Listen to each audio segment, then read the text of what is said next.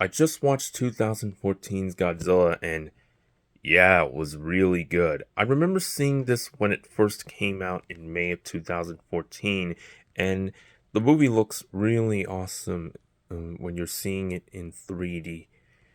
3D, of course, because if you watch it in regular, the monster shots just didn't look right. But in 3D, it was awesome. I mean, considering the fact that later MonsterVerse movies focus too much on kaiju action instead of building story and characters, this movie has kaiju action, but uh, it had to have to do with the story.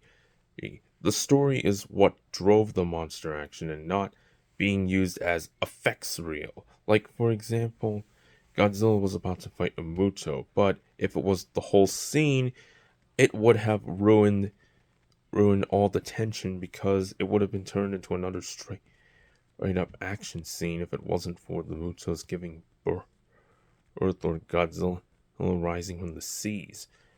And also, the third act is probably one of the better third acts, in my opinion. In fact, when Godzilla was fighting the Mutos, that was probably one of my favorite scenes in 2010 cinema.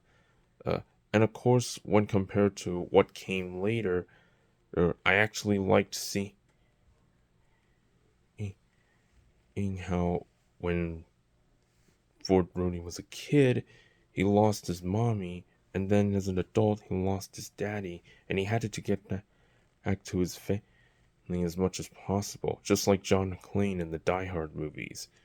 He's, and I was glad with Aaron Taylor Johnson, they actually casted an actor who was trained in the military as opposed to an actor with no military experience.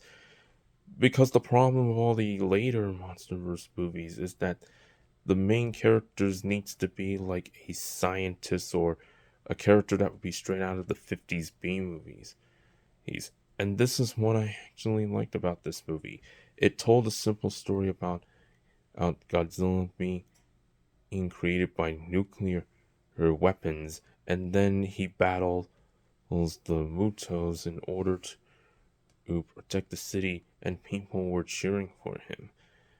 And after all that, when I looked at that ending, I liked to pretend the later sequels never happened, but because people trashed on Kong Skull Island, King of the Monsters versus Kong, and even the New Empire, which will be coming out soon, it's best to say when Godzilla went into the ocean and everyone was cheering for him, they should have left. They should have stopped at Godzilla swimming back into the ocean, and they would have never made those terrible sequels ever again. But I'll see how Godzilla X Kong turns out. But 2014's Godzilla is still a classic and a thumbs up. Thank you for watching. Don't forget to like, comment, and subscribe.